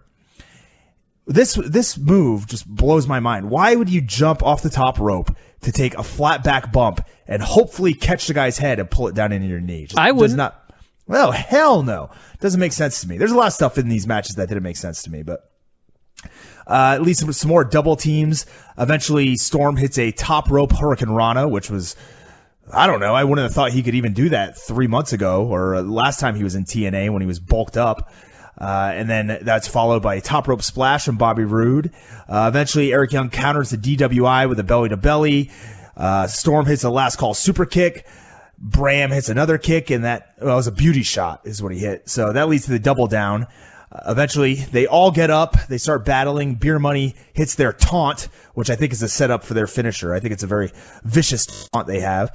And they toss Eric Young and Bram into the cage repeatedly, eventually hit the DWI on Bram and get the 3 count and the win. Nothing awful in the match, but I don't really know why they had the match.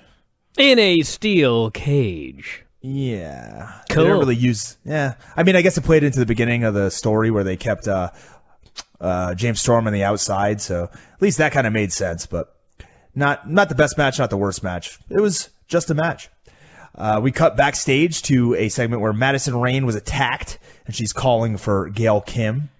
And then we go to another segment. This is the show of segments, like it is most weeks. It starts with EC3 sitting on the steps cutting a promo. He says in the past he's been fighting with Matt Hardy, and Reby came out and spit Hepatitis Hardy at him. So I don't know if that's a new disease or it is supposed to be what? That's what he said. He said, Reby spit Hepatitis Hardy in my face. Huh. Yeah. And then says that tonight Hardy cannot beat him alone, which I guess he's got a point. Speaking of alone, EC3 calls out Rockstar Spud.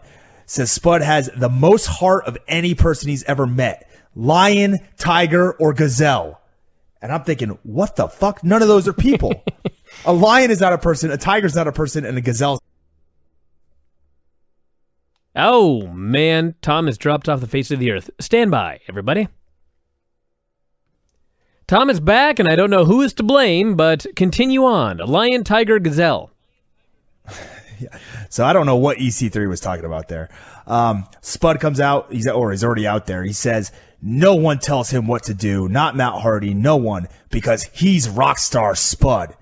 I'm like, well, I guess that settles it. No one can tell this guy what to do. Matt Hardy, Reby, and Tyrus come out. They argue for a little bit. Largely uneventful segment. Just seemed like it was filling time and led to an angle later on, I suppose.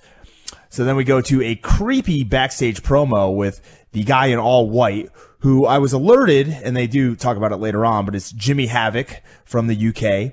He says, Rosemary is dangerous, and he will get her back. So it seems like we're leading to some sort of crazy love story or love triangle, or I don't even know if it would be a 4-way love orgy or something with Decay and Jimmy Havoc. Next up is Tigre Uno versus Trevor Lee for the 3rd straight week. We get the same match. Tigre Uno starts it off with some kicks and decides to scale the top rope, but Trevor Lee trips him off. At this point, I kind of stopped watching the match as a journalist, and all I could think about was like, why doesn't Trevor Lee just get some new gear? He's just wearing the same damn black shit. He's not a young lion in New Japan. The guy's been around for a while. Just get something more colorful, something different. I mean, they're going to get people very, very upset at you if you continue to say these things about Trevor Lee. Well, the only, I would say he probably would be better off wearing that all black outfit if he was having another hour and 45-minute match, because during that time you don't have time to go to the bathroom, right? So you could easily soil your trunks if you're out there for that long. So, I mean, maybe if he's in a match like that, he can wear this all black getup, but it's just not doing anything for me. I think maybe he should switch to like probably some red and white, off-white, silver trunks with some different kick pads there. What do you think about that? I'm open to anything. Okay. So eventually Trevor Lee hits a Alexander Karelin lift and throw, which just at the ROH show, a reporter was telling me that he's always liked to see that in matches. And lo and behold, you see it right here. From Trevor Lee picks him up with the reverse body lock, the Karelin lift, and throws him. Tigre Uno comes back with what I guess would be a running crucifix. Like he ran at him and did a crucifix, but then turned it into kind of like a driver, I guess, or like a slam in midair. You know what I'm talking about? Sure. I don't know how else to explain it. So then Tigre Uno scales the cage And he looks around. He looks down at the ground. He could easily just walk down and get the title belt. But of course, he decides to dive off the top and do a crossbody. Why? Because it's a cage match. That's a spot everybody does. Oh, my God. So I swear to God, Brian, within a minute, they get up and exchange moves, and Trevor Lee hits a fisherman's buster for the 3 count. Like, what? Why even do it? I don't get it. Like, you're going to kill yourself eventually. Maybe that's what he's trying to do. Does he have a good life insurance policy? Hey, you're asking the wrong guy, dude. Asking the wrong guy. I wonder what Lance would think about this spot. He would not like it. Would he like it more or less than the libraries? Probably like libraries more. Okay. So then we go to Maria, who's in the back having a very condescending conversation with Gail Kim. Like I said last week, I like the way that Maria speaks in these interviews and in TNA in general. The cadence that she uses is just, very condescending. Like I said, it's almost like sing-songy in a way. But Gail decides to cut her off while she's talking and says, look, instead of criticizing, why don't you be part of the solution and lace up your boots tonight and partner with us, since Madison Rayne is not going to be available for the match with the Dollhouse later on. We then go again to Jimmy Havoc, who's in the back. This time, Rosemary is with him, and he goes up to her and he says, you make me a better man. I want you back, and I want to give you this gift to remind you of what we had. So I'm pretty sure what he gave her was like a dirty or bloody sock. I couldn't really tell. But Crazy Steve comes in and shows up, grabs the gift, smells it. They kind of look at each other and then begin laughing. So I don't know where this is leading. Obviously to some sort of feud. Next, we go to the Dollhouse versus Gail Kim, Velvet Sky, and question mark match since Madison Rayne is out. At this point, I didn't watch the match, Brian. Oh, really? I had it on. I just can't watch these matches. Why is that? You're a reporter. Well, haven't you ever heard? It's your job. Yes. Okay. To say I didn't watch it, I guess would be wrong. I didn't watch the whole damn show, but I'm just saying. I kind of watched it, but I wasn't reporting on it. I was watching it as a interested bystander. So my notes are going to read exactly like they were on the website. So we have Jade versus Gail Kim to start. There's weapons all over the cage. At the risk, is it just the women's matches? Is that the problem? You just cannot handle TNA women's matches? I haven't been able to in the past, and sadly, at the end of this match, I thought they should probably just do hardcore matches for the women every match, because it was more agreeable than some of the matches I've seen recently. Much better than the Battle Royal, I'll tell you that. Although if you like Kimbo and Dada, you'd like that Battle Royal. So, at the risk of sounding extremely racist or bigoted, I didn't notice the weapons all over the cage at the beginning. I knew it was a lethal lockdown match, but I didn't notice the weapons. And Jade and Gail Kim are climbing the cage, and all I could see is, well, it's what I thought was rice hats at first, but it was the garbage cans. It just so happens the glare from the garbage can made it look kind of like, like Raiden from Mortal Kombat, one of those hats. So, yeah. So an astute observation, Tom. Yes, thank you. So back from commercial, Jade and Gail Kim are trading shots. The first entrant out is from the Dollhouse, Marty Bell. The Dollhouse work over Gail with double team moves. The next entrant is Velvet Sky, who runs wild on the Dollhouse. Josh and the Pope mention that Gail and Velvet don't have a partner unless Maria steps up. Rebel comes out next, and the Dollhouse has a 3-on-2 advantage. Rebel, in this match, did a couple of spots where she was like doing the splits and had her leg in Gail and Velvet Sky's throat. And man, the cameraman did not miss a chance to get what I guess would be kind of like an upskirt shot. It was very, very revealing camera shots there, much like the New Japan cameramen. So. Weapons are introduced to the match for the first time by Rebel, and all the knockouts start taking each other out. The final entrant comes out, and it's Maria Kanellis. She teases entering the match and teaming with Gail and Velvet, but doesn't. Maria locks the door and walks away, leaving Gail and Velvet to fight on their own. Can I ask a question? Let me finish. No, this is actually important. Okay. Why why did they pretend like Maria was going to be the final entrant? In all the time that her and Mike Bennett have been in TNA, has there ever been any indication whatsoever that she was going to wrestle? Was it me, or is that just totally random and out of left field? No. She did, I think, in the past talk about, especially in this backstage interview earlier, she said the women's division needs a leader, Gail, and was, trying to basically say that she's the one that should be leading. So that's the whole submission. build was earlier in the show. Correct. Okay. I mean, not much of a build, but it was there. So instead of getting in the cage, she locks the door, walks away, and Gail and Velvet end up hitting a double team flapjack from the top rope on a Jade.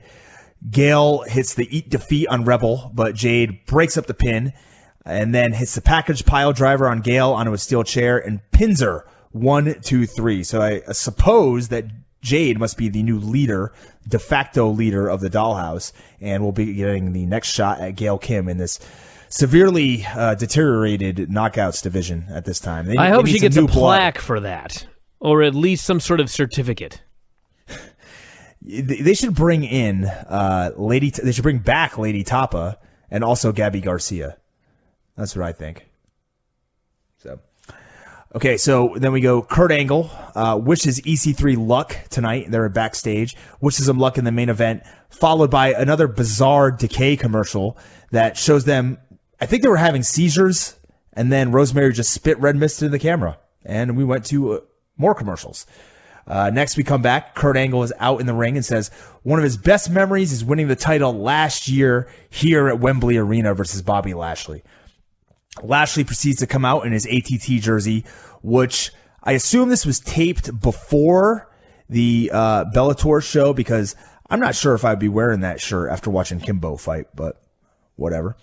They argue, and Kurt wants a match right now, but Lashley, he's not feeling it, so he takes off. This, of course, is to set up a match between them. I believe it's the last match on the Kurt Angle retirement tour. Next, Eli Drake is out in the cage. He says Grado is in fact Odarg, and Grado looks like one of the fat idiots from the crowd, threw on a singlet and walked down the aisle, which seems to be an epidemic in this business these days. Wow. Which I thought was a great line. Harsh words. Yeah. I believe Eli Drake, I was talking to a local promoter at the Ring of Honor show the other night. I think Eli Drake is from here in Las Vegas. Really? Yeah, I believe so. So next we have Eli versus Odarg the Great.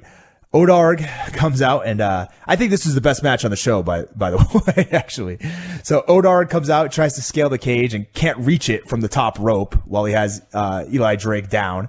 So he jumps up from the top rope and is able to just barely grab onto the top of the cage and has his legs swinging. Odarg then tries to springboard into the ring, but just falls over. So the match continues, and Josh at one point claims this feud is like Taylor Swift versus Kanye West. Jesus. It's not, by the way. So Eli then climbs the cage, and Grado electric chair drops him off the top, off the ropes. Jesse Goddard's, they continue to fight. Jesse Goddard's opens up the cage door, and Eli and Grado try to race out over each other. While during this, Grado pantses Eli. Maha Shera runs down to the ring to even the score with Jesse Goddard's, and it was so bizarre. He runs down, and you know how guys will put their hands back, like they're gonna reach down and grab the guy from behind the neck to either turn him around or something. He just runs down and goes like he's gonna do that, but slaps him, and Jesse Goddard's takes a terrible bump. And Josh is trying not to laugh as this is all happening, trying to contain himself. They go back to the action in the ring. Eli, this whole time, is wrestling with his ass out. It probably went on for, 2 or 3 more minutes, and he's wrestling with his ass out, throwing kicks. Which reminds me, Brian, I know you're not an NFL fan, but yesterday was the NFL Combine, and during the 40-yard dash, there's a guy named Chris Jones, a 300-pound guy, was running, and his dick fell out. What? I swear to God. Of what? His shorts. Oh, man. He's running the 40 and his hog is hanging out. You got to see it. A very nice description, Tom. I'm telling you, it was great. So Grado takes control and hits the cannonball in the corner, or Odarg, I'm sorry. He scales the cage. Eli jumps up, and as Grado is trying to get down, or Odarg is trying to get down from the cage, Eli has him by the mask. Odarg falls because he's just holding him by the mask, exposing his face, but it gives him the win. Jeremy Borash is shocked, absolutely shocked at ringside that Odarg has been unmasked as Grado. Some woman who's behind Grado is constantly trying to get a handshake from him during this whole thing. She's very uncomfortably putting her hand out and looking at him and trying to make eye contact, and Grado just stiffs her. Much like I imagine is going to happen if I ever meet Vinny. That's what I imagine would happen. I go for Wang. Oh, no. All right, we're back. Yeah. We're back, everybody. We took a quick break, but now we have returned. Tom, where were we? It was a feeding break. Yeah, this poor little baby was just wailing for a half hour, so I felt terrible. Had to go down and check.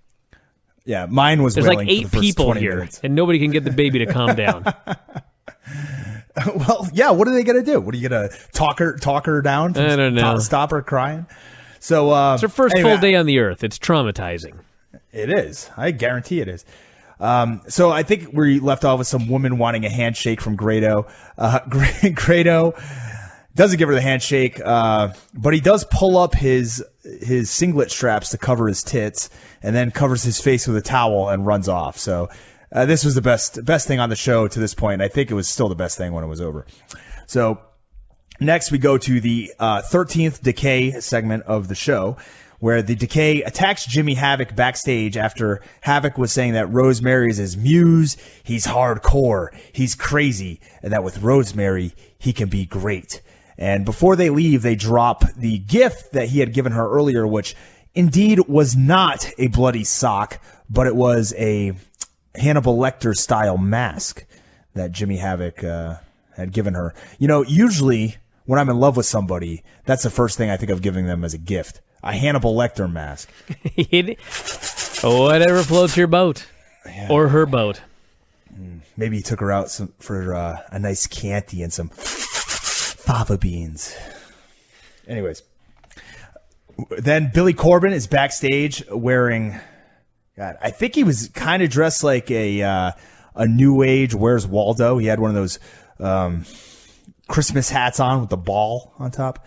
He's telling Grado he's got to get out of here because he's fired. Meanwhile, Grado is saying he was screwed the whole time. Eli Drake shows up and wants him gone. And then what I think was the oldest version of the Harris brothers in the history of man show up, and they escort Grado out of the arena. They're legit in charge of security. At TNA? I think maybe it's production. I can't remember. No, oh my God. If that really was them, I'm amazed. The Harris twins work for TNA. Holy shit. Do they have gray beards now? I presume. Oh man, I thought it was just 2 security bums that looked exactly like them. No. That was supposed to be a joke. I'll bet you anything that's the actual Harris twins. Oh my God. Hey, well, it's even better. Very observant. So next is the final match of the show, EC3 versus Matt Hardy. Tyrus comes out with Matt Hardy, and he was wearing it was a black chic style headdress, but he also had a golden wreath of thorns on his head. I don't know what was going on. I don't really know. So the match begins. Tyrus throws a chair into the ring pretty early on. Josh says that's what this match was made to prevent. Interference like that. They're having people interfering the entire damn show, or they haven't interfered in cage matches ever before. The stipulation's been killed long time ago, Josh. So Hardy gets these chairs, sets them up in the corner. EC3 sends him head first into him instead of getting planted onto him. So okay, this is from May. Dixie Carter on her Facebook said, "We welcome Ron and Don Harris back to TNA as they will be tag teaming to head up our production team moving forward." Fact. Well, hey, it could be them. Another thing is Grado, right? So he's saying he got screwed. The briefcases at some point. Just today, I saw that Matt Mitrione lodged a formal complaint with the Massachusetts State Athletic Commission because of his fight with Travis Brown, and he thinks that there was some foul play with the referee. Now, I mean, it's been long enough. Grado, just get a fucking lawyer, buddy. Quit showing up in a mask and trying to tell everybody you got screwed and getting thrown out. Or just come out and say exactly what happened instead of just running up and say the same thing over and over before you get booted out. I'm trying to help you out here, dude. Tom. Yep. A mask is cheaper than a lawyer. Well, yes, that's true. Well, not a public defender. That's true. Yeah. So Matt takes the chain and lock off the cage and tries to use it against EC3, but EC3 cuts him off. EC3 then tries to leave and walk out the door, but Tyrus blocks him. At this point, EC3 gives him the double bird, and they bleeped it out, but he definitely told him, fuck you, before they get into it. And he beats down Tyrus a little bit before Tyrus gets up, hits a big ending, and looks like he's going to take EC3 over and cuff him to the cage. But EC3 is able to fight back, and he locks Tyrus to the cage with the chain, nails him with a chair, and then Matt Hardy cuts him off, hits a twist of fate, and climbs the top. EC3 runs over, gets up, runs over, grabs him by his Jimmy legs, and side Russian leg sweeps him. Really, man? I mean, That's what they're called, according to Christian, but... Yeah, see? Side Russian leg sweeps him off the top rope. They both get up, fight a little bit more. Matt Hardy puts EC3's head into the chair, much like the Decay did to Eddie Edwards last week. And as he does this, he hits a twist of fate with EC3's head in the middle of the chair. So that was a pretty cool move. EC3 kicks out. Matt Hardy then goes to hit him with the chair again. He's standing over him, and EC3 hits a Anderson Silva fourth round nut punt straight up the uprights to Matt Hardy and lays him out. They start fighting again on the mat.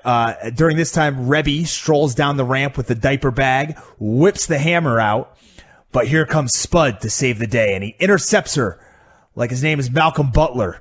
And then, instead of helping out, EC3 slams the door in EC3's head before he can escape. Matt Hardy then climbs over EC3's lifeless body to retain the title as Spud holds the door open. Man. So that's the end of the match there. And then, so this is pretty good storyline continuity, I believe. Spud, he's been screwed by EC3 in the past. EC3 was a total jerk to everybody in this storyline for months and months and months, and now they're all banding together against him. But somehow they're the heels.